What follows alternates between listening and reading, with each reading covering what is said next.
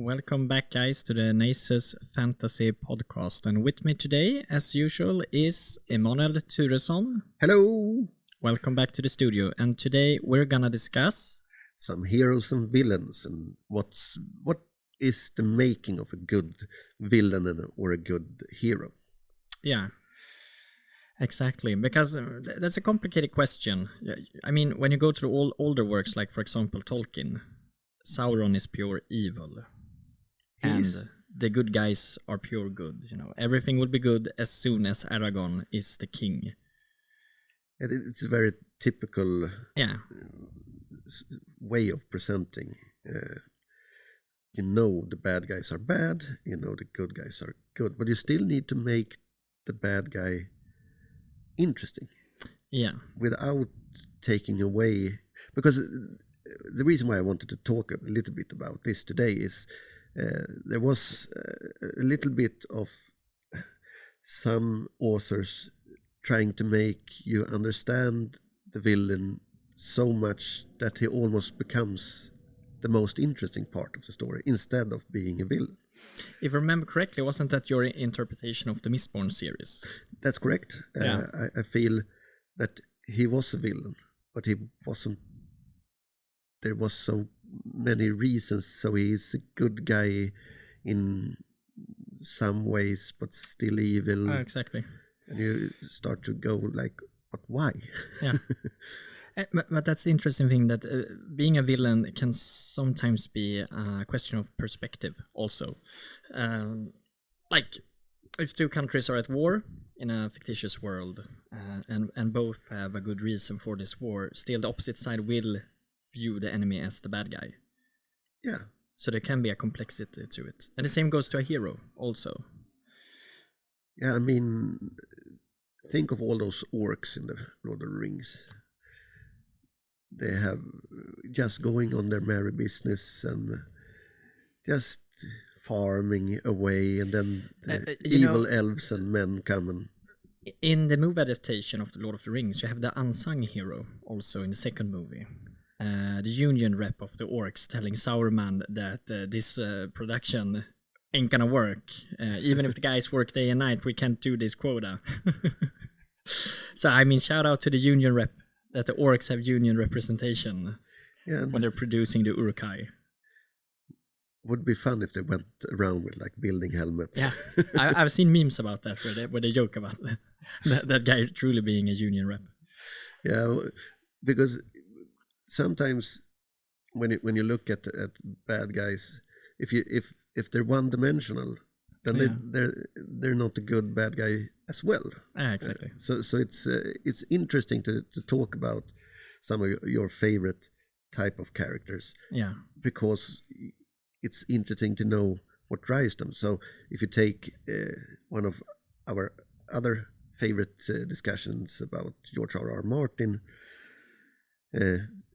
every character is complex, and every character is both a little good and evil. Yeah. It's really a shade of gray in everything. And sometimes it can be a bit much. Yeah, I wholeheartedly agree on that point. So, I mean, it's a hard kind of balance, but also sometimes you want different things from different types of literature. So perhaps sometimes you want to read about a clear-cut bad guy and good guy, and sometimes you want that complexity between who is the hero and who is the villain. And sometimes you want to read a kind of story where you believe you're following the hero, but eventually you understand that you're following the bad guy, or the opposite. But I agree that you need that deep flora of different types of stories. If every story is Sauron and Aragorn, then you've already heard that story too many times. It becomes less interesting. Yeah, and if you always have the complexity of the characters being in front of you, then it can become a chore instead to do and read it, because sometimes you need to go into the more magical realm. You want to just relax and follow a good guy, because you know that not everyone is good in normal life. Yeah. So sometimes it's It interesting. comes to escapism. Yeah. Yeah. Sometimes you don't want to be reminded of the real world. You want to go into a world where it's clear who the bad guy is, and to know that the hero will be victorious in the end. And you don't have that same sense of escapism if it becomes too much like reality. The union rep orc never wins. Management always does him over. It's like, no, I wanna read about the union rep orc fixing it and getting a better collective agreement for the working orcs. that would actually be sort of a fun twist in fantasy, that you're basically following a union rep in a fantasy world who wins against the evil corporation. That hasn't been done yet. It would be a fun game. Every action scene is just, the negotiations with management with epic music. You can actually see the montages of board room discussions. Yeah. Final boss, the shareholder meeting. Dun, dun, dun, dun, dun. That was a bit like the World of Warcraft video you showed me. Yeah. Where the Warcraft characters are playing World of Warcraft, so they're working in an office space. Which pivots us over to one of my early favorite fantasy villains, Arthas Menethil, the Lich King in World of Warcraft. Because I liked his, fall from grace, and how he, became completely evil and dominated by the crown of domination, and his entire journey from a young prince and paladin wanting to save his nation, no matter the cost, and how every step brings him closer to this dark journey where he takes the blade Frostmourne and loses a bit of his soul when he claims the blade. Yes. And that actually is a big part of the story of the predecessor, the Warcraft 3. Yeah, exactly. So there you can follow and be part of the journey, and you understand a lot of the actions, and you can sometimes almost agree. Like you have the first moral dilemma, which is the culling of Stratholme, where he's fighting this undead infection that is turning people into undead. And he knows that, okay, the city of Stratholme has been infected with this contaminated grain, and he makes the decision that we have to kill everyone in the city to keep this from spreading to the rest of the kingdom of Lordaeron. That is, a pretty harsh decision, but if you try to see it from his point of view, his reasoning is that by killing maybe these couple of 100,000 people, I'm saving millions of people. Yeah. And that's the sort of decision a king has to make. And his, romantic interest, Jaina Proudmoore, is against it. His mentor, Uther the Lightbringer, is against it. But he says, no, I'm the future king. I've made my decision. And Uther says, okay, I'm not going to follow your order. And he says, okay, that's treason. I'm your prince. And Uther says, no, I'm not a part of this. So that's like the first decision where it's, there is a moral complexity. And for me, at least, that was the first time in a video game, fantasy video game, where there was that level of moral complexity. And even though I was young, I still pondered, do I agree with Arthas in this decision? Or is this the wrong decision? It made me question that everything isn't clear-cut what I'm supposed to feel or believe. And I think at the end of the day, that is the higher purpose of culture, to make you think and question. Regardless if it's a video game, movie, or a book. Yeah, and I remember there's a interesting way when we just a short sidetrack to another video game. It's called Assassin's Creed Odyssey. Yeah. So it's really inspired. It's a bit of a sci-fi fantasy blend, because you go back and you relive an ancestor of yours through the DNA, and you play during the Greek and Trojan War. Yeah. But they have a lot of the mythical elements of the Greek. What's the name? Pantheon of gods. Yeah, the Greek pantheon. And then you start to understand a lot. But there's a choice early in the game where they're about to execute a family, and you can stop them or you can let them execute them. Yeah. The reason why they are going to execute them is because they have lived in a village where the plague has gone through. And if you choose to save them, when you come back to the island later in the game, the whole island is infected with the plague. Yeah. But you want to save them because it's a family with children, and so it takes it pushes you to think about what action has consequences. Yeah, exactly. Another famous, Warcraft villain that I more view as an anti-hero is Illidan Stormrage. And I wouldn't call him a, pure villain. He's perceived as a villain, but his goals are somewhat good. And he believes, okay, I'm the guy who has to do this dirty work to save Azeroth, to save the Night Elves, and so forth. And he has his brother Malfurion Stormrage, who is chief druid, more of a clear-cut good guy.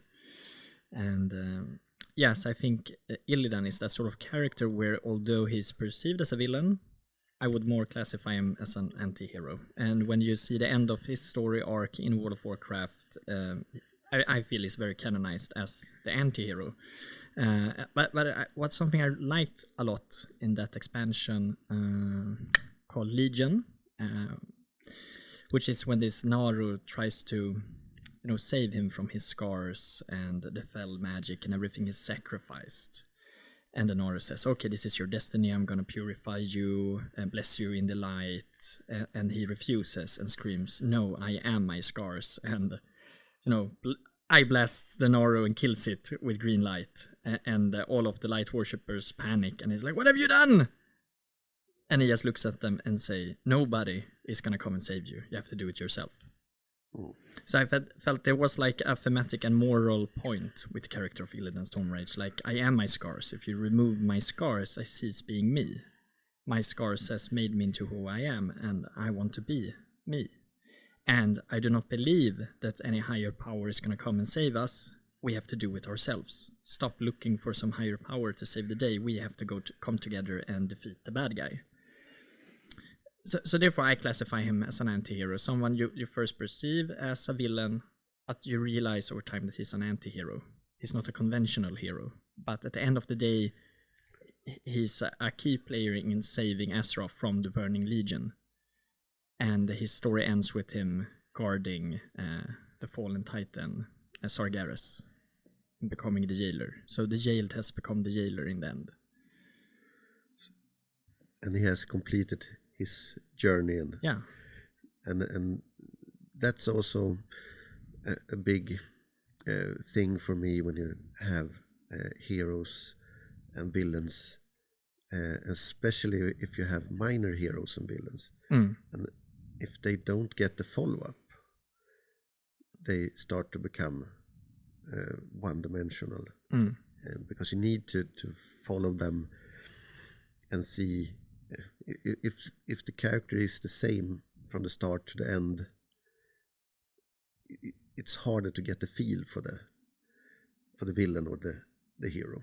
They must learn stuff during there must be a point to their journey. Or the reason why they don't learn is because of their arrogance so maybe the villain will defeat the hero in the beginning. Yeah, exactly. And he knows he can defeat him, so it doesn't evolve. Yeah. And that's the reason why he loses. Exactly. So those are the interesting characters. And anti-heroes are very interesting. I think we spoke a little bit about the Witcher. Yeah. And the vampire there. He's a lot of like an anti-hero, I believe, where you can understand him in many ways, but still he's not pure good. No, exactly. And personally, I find those types of characters more compelling than a purely evil or purely good character.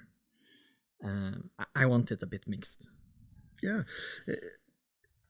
I do as well most of the time. But sometimes you want to play the game where you're the hero and you're going to save the day. Yeah. I don't need a complex character arc where Link tries to understand himself on his quest to defeat. Or Super Mario goes in therapy about why he keeps rescuing this princess. Yeah, or about his attachment issues with complicated women. or where you get like Bowser sitting in a therapy about I just want to do this, and they keep jumping on my kids. There was also this fun video game I played recently where you play as the end boss in the game. So the entire game is that you're locked in this room and a hero arrives. The first time the hero arrives, it's last one-shot kill. I'm the Dark Lord, you can't stop me. But the hero keeps returning. And every time you kill the hero, there's a little bit of dialogue. Oh. And eventually, the villain you play start asking, like, why do you keep coming back? Like, I kill you every time. Oh, I won't give up. And then he survives a little longer. And it moves through, like, these boss phases where you get more and more powers. But the funny thing that starts happening is that the hero starts to question the villain. Like, why are you in this room? Well, because I'm the Dark Lord. Okay, have you seen the outside world? No, I never leave my throne room. Okay, why are you in your throne room? So the story becomes that the villain starts questioning, why am I a villain? Why am I here? What is my point? What is my purpose? And then that the villain that you play starts to realize that eventually the hero will defeat me. Because he will never give up. Why won't he give up? And then they have some different types of ending depending on what you try to do. For example, you can decide to not fight back. You don't fight. You just stand still. Then the hero will stop fighting you and say, this is boring. You won't fight back. This isn't fun. And then the hero will just leave. And that's one of the endings. Like, this game is boring. You just stand there. So, I mean, it was like a fun take about the dynamic of video games and what would it actually be like to live in a video game and realizing that this is sort of a video game. Yeah, I was watching a documentary about an old gaming studio that was called Bullcraft. Mm-hmm. Bullfrog, sorry. Still in the World of Warcraft in my mind, but Bullfrog. And they made a lot of games that they really like to play themselves. And then they had to do something with them so they could release. Yeah. They had to release them to the public because there was no reason for them to have the games just for themselves. But they made a game or two games actually. The first one is from EA. Then the second one is released by EA, but it's called Dungeon Keeper. Yeah. And the thing there is you play the evil guy, and you're building a dungeon, and you're getting your creatures are the different tropes of creatures coming up, and then the main mission is to defeat the heroes that journey into your dungeon and try to. Yeah. So they took a really fun twist on the complete fantasy genre. And there's some new game, I don't remember the name, that's coming, where you're some sort of almost like a union rep, where it's like you're moving through a video game dungeon and you're gonna make that everything's up to safety code. It's like going into the cave where the dragon is and make sure that, like, okay, is this a safe work environment for the dragon? And is this a safe work environment for the hero that comes to kill the dragon? And so forth. Which is also, a really different take, but it's funny. Yeah. And that will be something we will be discussing in a later episode when we talk about a bit of fun in fantasy works. But I was thinking we need to discuss the biggest hero, Littlefinger. You'd call him a hero? Of course. He has done nothing wrong. It's misunderstood. Yeah. He's one of the... But there you have a character that's really interesting. that can be. I think in the show, he's a bit more made him different from the books, because in the show no one trusts Littlefinger. Yeah. But in the books everyone trusts Littlefinger. He's their best friend. Yeah. He's the one that always finds a solution for anything, even if the solution always gains him in some way.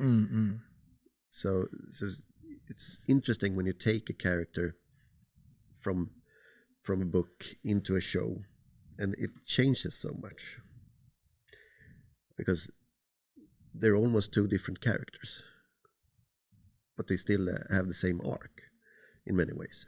Yeah, and he evolves a bit different in the books and the movies, and that's interesting when you take a character from one media to another. Yeah, exactly. And how it changes. Because even if you look at World of Warcraft, you start with a journey of the character. I'm not really good because it was a long time ago I played World of Warcraft. I only played Classic. Then I went away from that game. But if you look at his journey, you play his journey during Warcraft 3. And he's a character in the game in the World of Warcraft. Yeah, and they also made a change over the games that in the beginning of World of Warcraft, you were more of a character in the world of Azeroth. The story was happening around you. You were never named. You were just someone there, like a foot soldier in a war. Later on in the game, they made you a named character, simply referring to you as the champion of Azeroth. So then all these other characters start, talking to you and saying, "Oh, champion of Azeroth, we need you. Oh, finally, the champion of Azeroth. The world is under threat." And that was an artistic take I didn't like, because it made it feel like, okay, so I'm the champion of Azeroth, and I keep being the person saving everybody all the time. I liked it more when I was simply, a foot soldier. Hurry, champion of Azeroth, you need to pick 5 flowers. Yeah, it becomes stupid then. Oh, champion of Azeroth, we have to stop Salatef, but before, you must go into the forest and random quests. That's more important than that Salatef thing. Quick, World of Warcraft, wasn't there a character that became almost a bit of a parody of the game itself, when he always asked you to kill stuff? So he was like a menace in the end, because he wanted you to kill so many different animals or stuff. Yeah. And he reoccurred a lot. Yeah. Always wanted you to kill some animals, yeah. The big game hunter. Yeah. Like, shoot 100 of those. And hey, we got this rare animal here. Gotta kill it for me. Yeah, they had a lot of that. But also when it comes to storytelling, Chris Metzen, who wrote the story for World of Warcraft and the Warcraft games, he has said several times that they have a core principle at Blizzard, which is the rule of cool. If it's cool, we do it. And that's why some characters can reappear, like Sylvanas Windrunner, Arthas, Kael'thas, Illidan. They can always return because they're cool. So now in the latest expansion, the latest end raid in the cinematic, Sylvanas appears. Although they said because she's dead and she's in the Shadowlands, which is like the life after in that world. And they established that you can never leave the Shadowlands. Not anymore. Sylvanas figured it out because rule of cool. It was cool that she appeared and saved her sister, and so she could have her badass line in the end, shooting an arrow against Salatef, and she's like, "Sylvanas Windrunner. Yeah, that's the problem with us Windrunners girls. We never give up." And then she just disappears back to the Shadowlands. She was just there to drop a cool line in the right moment and shoot an arrow. And that little redemption between her and her sister, that her sister hugs her and is happy to see her. So I was thinking about... Which, story-wise doesn't make any sense, but it was cool. Oh. Well, that's a game. Yeah, and they're being honest with, they adhere to the rule of cool. Well, then they're true to themselves, at least. Yeah. But I was thinking about characters that make an impression of you, and I think you would appreciate to speak a little bit of this character because I was, when you were explaining, I started to think a little bit about Morrigan from Dragon Age. Yeah, she's badass. But Dragon Age was a game where you actually took the fantasy genre and you started to learn more about the characters. Yeah. It was not only your journey, it was the characters, your friends that you travel with, and their story. I mean, you could at any time go to your camp and interact with exactly. I your remember fellow travelers. Yeah.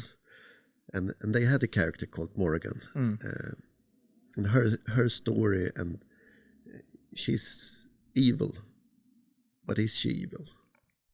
Yeah, but she's also hot. She was the obvious romance option. I mean, have you seen the girl? No, I remember my first 2 playthroughs, I romanced Morrigan. It was like, yeah. I mean, look at her. Okay, I know she's toxic, but... Yeah, it was a really fun scene if you didn't romance her, where you could force Alistair to be with her.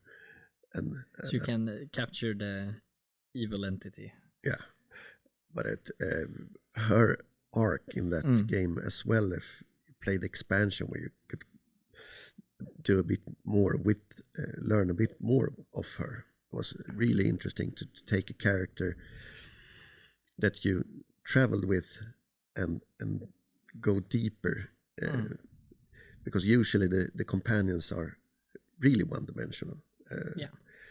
Here was one of the best versions of learning more. If you look at the second Dragon Age, I think the characters you're traveling are more interesting than yourself in many ways. Yeah.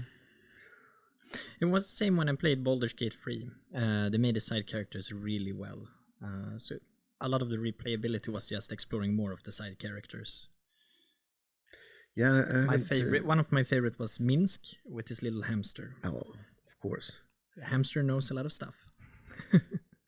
Space hamster. Yeah, Minsk can understand everything the hamster is saying. And also you have the freaky druid who turns into a bear when you're gonna romance him. Yeah, that's some kinky shit right there. And there was some I think there was some big stats of how many romance the bear. Yeah. So he tried to romance me in my first playthrough when I was playing Wood Elf Archer girl. No, she's not into that kinky shit. No, but I think I remember Minsk was actually in the previous. Yeah, I think so. And I remember the first game, Baldur's Gate 1, where you had a fixed number of inventory slots. Minsk always had one less because he had a hamster always in his in his you couldn't remove it. You can't remove the hamster. He's staying. Yeah. So I love that. That's the sort of fun little details that game developers used to have. Yeah, and I think today we're on our way into a new type of booming games, because I think the smaller studios or the independent studios are starting to make games of a quality of what we used to think big games were. Yeah, the CEO of Larian Studios, he said exactly that when they won the Game of the Year award for Baldur's Gate 3.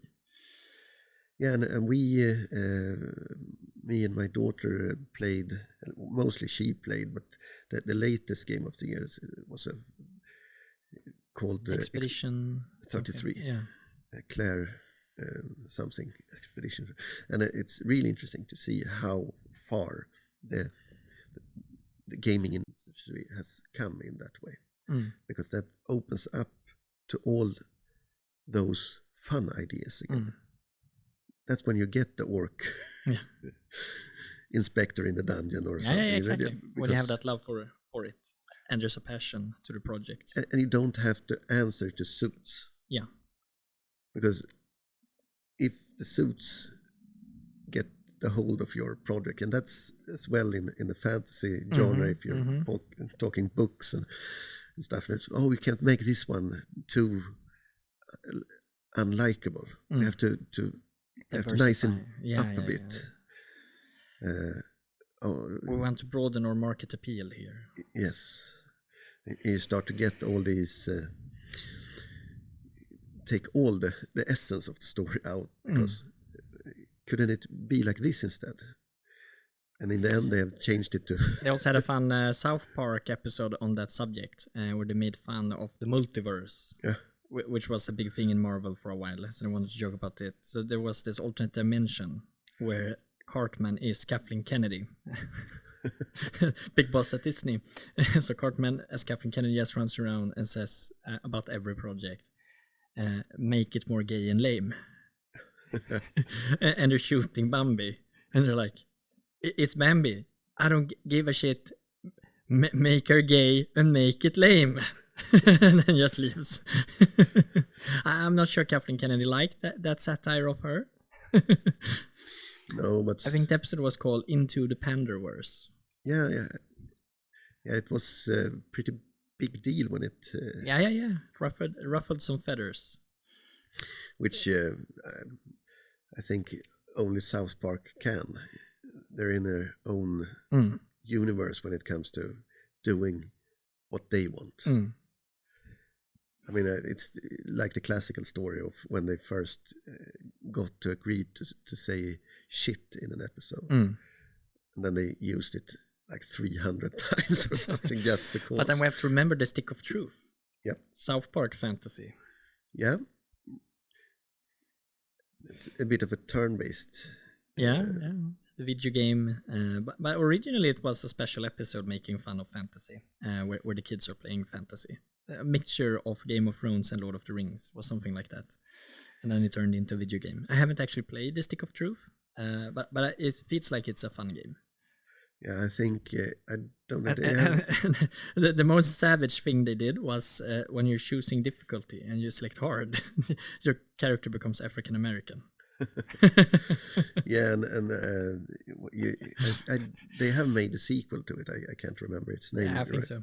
But I think it's in the sequel when you try to make your own character and you choose your name. Yeah, it keeps changing it to something else. Yeah, douchebag. Yeah. Okay, so your name is douchebag. No, wait, I wanted to be my name. Yeah, you selected douchebag. Okay, douchebag. So, but when it comes to having a good story, the story needs both the hero and the villain. They are almost like a couple in that way, that you need them to feel, so you know that I mean, in fantasy you don't want like a threat that's and that you can't understand. No, exactly. You want that physical representation of the evil or the villain or the because that's how you can manifest the story in a better way. Yeah, exactly. So you have written 6 books now? Yeah, 6th installment coming 25th of April. Yeah. So I was thinking, when you wrote the hero and the villain in your story, how do you go to find what you want from the character and their arc? I have an approach of writing where I define the characters, their psychology, their traits, their behavioral pattern, and then I put them in a setting, and the story evolves from what would they do in this setting. So if you take the first book, The Cursed Child, I would say the clear villain in that book is the false priest, Severin, also called Severus. Yes. Who is basically a scammer. He is? Yeah, trying to scam the Duke for some money. And he is a leading figure in this criminal ring that is, taking money from people, making it look clean and pure for different establishments. So he's a clear-cut villain. And we don't go in that much into why that character is a villain. I know, but we don't get to explore it on the page. And that's a good way to do it when you start, because he's not the main villain of everything. He's a minor villain. Yeah, he's at level 1 villain. And then the story isn't about the villain here. The story is about the hero. Yeah. And then you need to have the focus on the hero. Yeah, and then you have in the second installment, it gets a bit more complicated. You have the initial character that's presented as the villain, Baroness Carmilla of Vesperness, who is under house arrest, accused of witchcraft after another baron's son has gone missing, and she has been accused of being the reason for him missing, having killed him. But in the background, you have a bigger political game happening, and as we progress through that book, the Duke's eldest son, Yuri Yaroslav, is more presented as the villain, and it's kind of revealed that he has orchestrated much of this as a political power move in the duchy, securing the title from his father, seizing these 2 baronies, giving them to his younger brother, thus establishing more of a stronger power base for his family in the duchy. So he's a bit more of a villain, but it's the same thing there. He gives an explanation to why he's doing these things to the hero. So from his point of view, he's the good guy. My father is a fanatic zealot. He's not sane. We can't keep going on like this. I need to remove him from power, and I have to do these things. So from his point of view, he's not the bad guy. No, this is just necessary. Yeah. This is the way we're going to achieve the goal. Yeah. And then in book 3, there's no clear villain in that book, I would say. No, I would say maybe not a clear villain, but there's characters where you can feel both ways. Yeah. And I mean, the title gives a lot of what the price of pride. Yeah, and it's more about the costs of being too proud. Yeah, and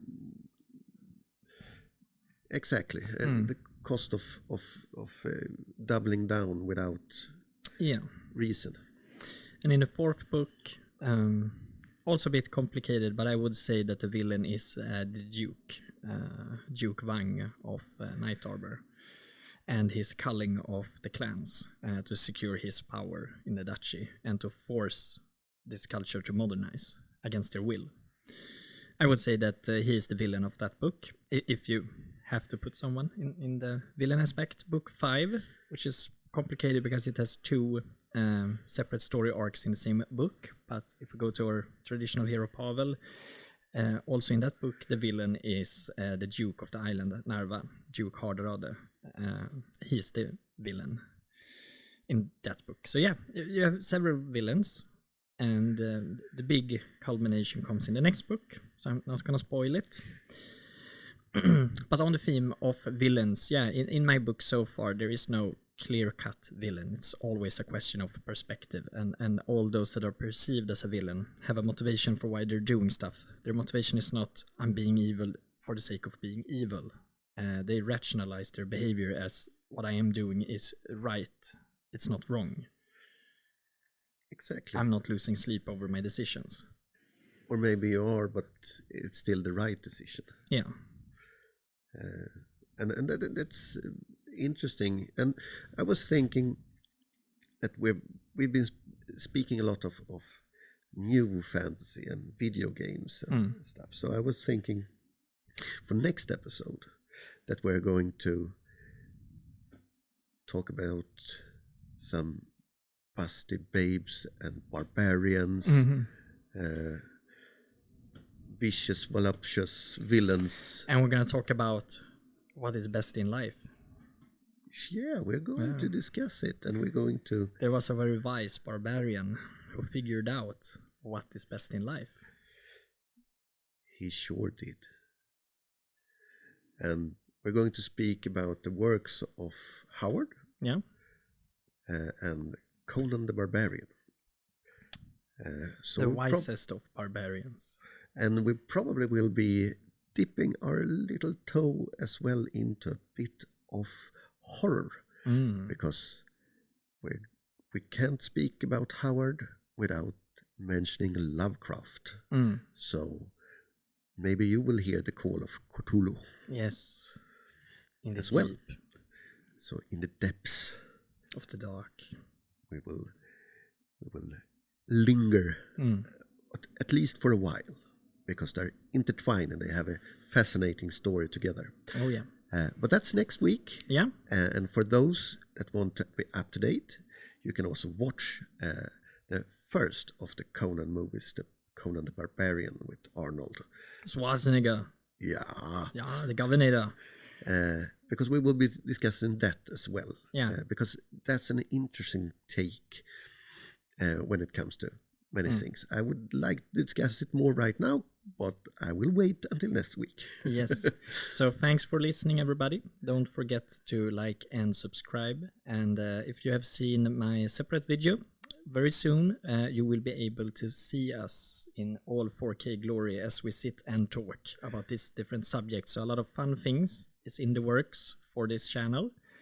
So stay tuned and join us on this fantasy journey as we go from zero to hero. Yeah, and keep reading. And keep reading. Bye-bye. Bye.